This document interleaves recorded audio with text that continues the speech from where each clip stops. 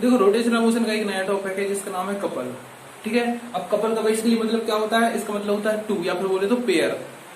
इसका मतलब क्या होता है, पेयर। ठीक है, अब पढ़ रहे हैं रोटेशनल मोशन मतलब क्या है।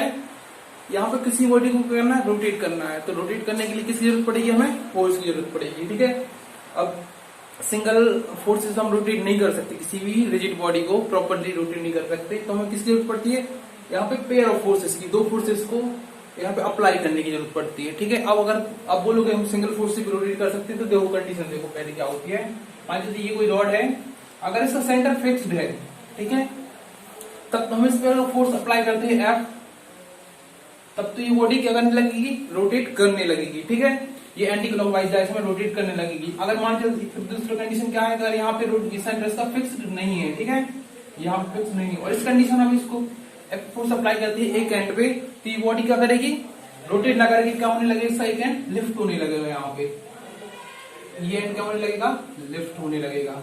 ठीक है, लेकिन अगर हम किसी बॉडी को प्रॉपरली जिसका सेंटर फिक्स नहीं है उसको रोटेट करना है, तो हमें किसकी जरूरत पड़ेगी, पेयर ऑफ फोर्सेस की जरूरत पड़ेगी, पेयर ऑफ फोर्स।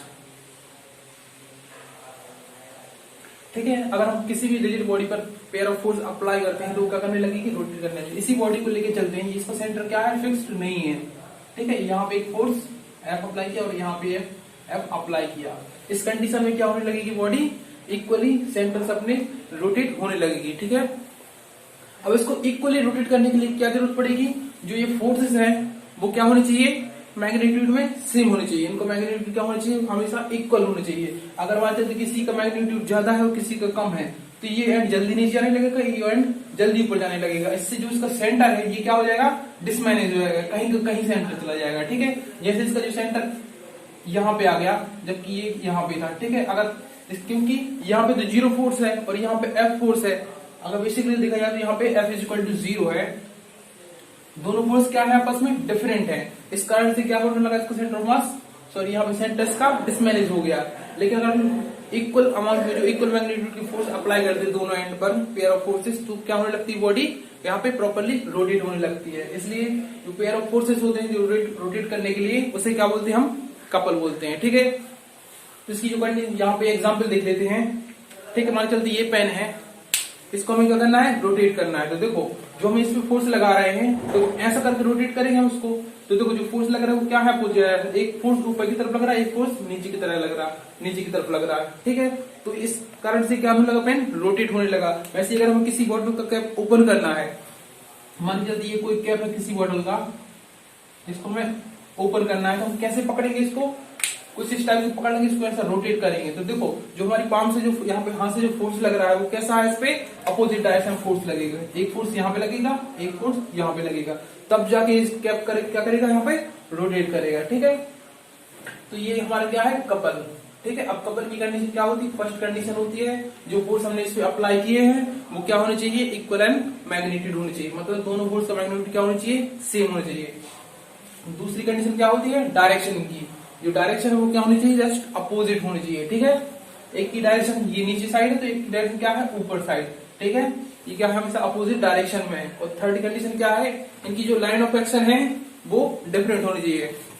ये बेसिकली बहुत इंपॉर्टेंट है, लाइन ऑफ एक्शन।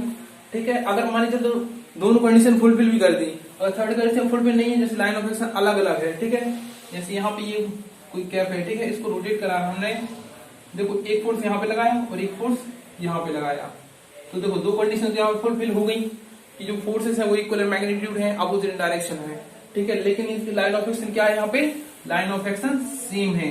ठीक है, इस कारण से क्या नहीं करेंगे, यहाँ पे रोटेट नहीं करेंगे। तो सबसे मेन पॉइंट क्या है कि दोनों फोर्स की लाइन ऑफ एक्शन क्या होनी चाहिए, डिफरेंट होनी चाहिए, तब जाके ये कपल कहलाएंगे। ठीक है, यहाँ पे ये कंडीशन। उसके बाद चलते हैं तो इसके आगे आता है हमारा movement of couple. I hope couple तो आपको समझ आ गया होगा, इसके आगे चलते हैं तो क्या बोलते हैं, हमें मूवमेंट ऑफ कपल।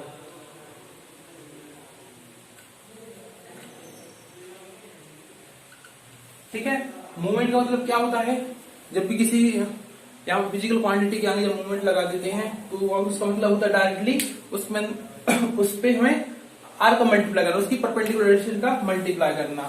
जैसे हमने टॉर्क निकाला तो टॉर्क क्या बोलते थे, मूवमेंट ऑफ फोर्स बोलते थे। ठीक है, तो जो फोर्स निकाल देते थे, फोर्स हम क्या कर देते थे, उसकी परपेंडिकुलर डिस्टेंस का मल्टीप्लाई कर देते थे। ठीक है, तो किसी भी आगे जो मूवमेंट लगाते हैं तो उसका मतलब क्या है, उसमें हम परपेंडिकुलर डिस्टेंस का मल्टीप्लाई कर देते हैं। ऐसे ही जब मूवमेंट ऑफ कपल निकालेंगे तो क्या करेंगे, हम एक फोर्स ले लेंगे और दोनों फोर्स के बीच की परपेंडिकुलर डिस्टेंस का उसमें मल्टीप्लाई कर देंगे, तो क्या बन जाएगा हमारा मूवमेंट ऑफ कपल। और दूसरा तरीका होता है कि हम इस सेंटर के अराउंड इसका टॉर्क निकाल लें और इस वाले फोर्स का टॉर्क निकाल लें। ठीक है, और दोनों को ऐड करें तब भी क्या बनता है हमारा मूवमेंट ऑफ कपल। इसकी प्रॉपर डेफिनेशन जो होती है वो होती है टेंडेंसी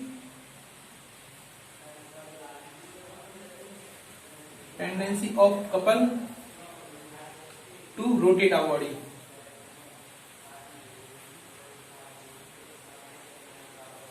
इज कॉल्ड यहाँ पे मूवमेंट ऑफ कपल। ठीक है, अब यहाँ पे हम किसी भी एक मूवमेंट ऑफ कपल फाइंड कर लेते किसी भी एक एग्जाम्पल लेके।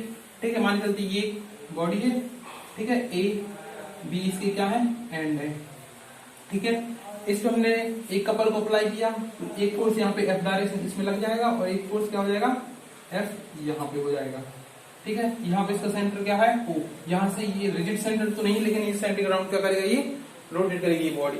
ठीक है, तो इसकी जो डिस्टेंस मान लेते हैं वो क्या है, d1, उसकी डिस्टेंस मान लेते हैं क्या, d2, या फिर OA और OB लिख देते हैं। ठीक है, यहाँ पे तो जो यहाँ पे मूवमेंट ऑफ फोर्स निकलेगा, सॉरी मूवमेंट ऑफ कपल,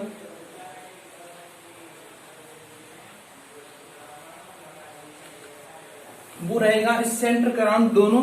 तो यहाँ पे मूवमेंट ऑफ फोर्स हमको ऐड कर देंगे तो वो निकलेगा हमारा मूवमेंट ऑफ कपल। तो देखो यहाँ पे फर्स्ट मूवमेंट ऑफ फोर्स निकालेंगे तो क्या निकलेगा, यहाँ पे देखो फोर्स इनटू परपेंडिकुलर डिस्टेंस, ये वैसे भी 90 डिग्री के एंगल पे है। ठीक है, यहाँ पे जूम करके रखते हैं, तो परपेंडिकुलर डिस्टेंस क्या है यहाँ पे, OA इंटू एफ। ठीक है, ये इसका क्या है, इस सेंटर ग्राउंड इस फोर्स का यहाँ पे टॉर्क है। ठीक है, प्लस यहाँ पे दूसरे टॉर्क को ऐड कर देते हैं तो क्या हो जाएगा, OB क्रॉस एफ। यहाँ पे क्रॉस वो वेक्टर वाला नहीं, ठीक है, यहाँ पे सिंपली मल्टीप्लिकेशन है। ठीक है, तो ये क्या हो जाएगा, यहाँ पे एफ कॉमन आउट आ जाएगा और ये क्या बचेगा, OA प्लस OB। तो क्या हो जाएगा यहाँ पे, एफ OA प्लस OB को क्या लिख सकते हैं हम, डायरेक्टली AB लिख सकते हैं। तो इसको और लिख देते सॉरी यहाँ पे, हाँ AB ऐसे ही लिख रहे देते। ठीक है, ऐसा ही लिखा है यहाँ पे। ये क्या अपना मूवमेंट ऑफ कपल है। ठीक है, F इंटू AB। ठीक है, और इसको मैथमेटिकली जब लिखेंगे तो क्या हो जाएगा, ऑफ कपल, ये हो जाएगा फोर्स, यहाँ पे कौन सा है फोर्स, मैग्नीट्यूड है, किसी भी एक फोर्स का मैग्नीट्यूड है। ठीक है, into perpendicular distance of a force from line of action. ठीक है,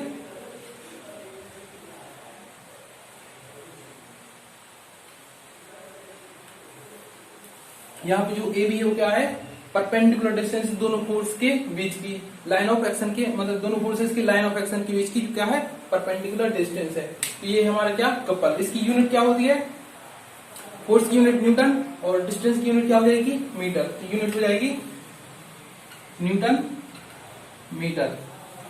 अगर डायमेंशनल फॉर्मूला देखें तो क्या होगा, फोर्स का डायमेंशनल फॉर्मूला क्या होता है, ML T इनवर्स 2, और यहाँ पे इसका क्या हो जाएगा, सिंपली L हो जाएगा। ठीक है, तो ये क्या हो जाएगा, ML² T इनवर्स 2। ये क्या है हमारा इसका डायमेंशनल फॉर्मूला। तो ये क्या हमारा मूवमेंट ऑफ कपल।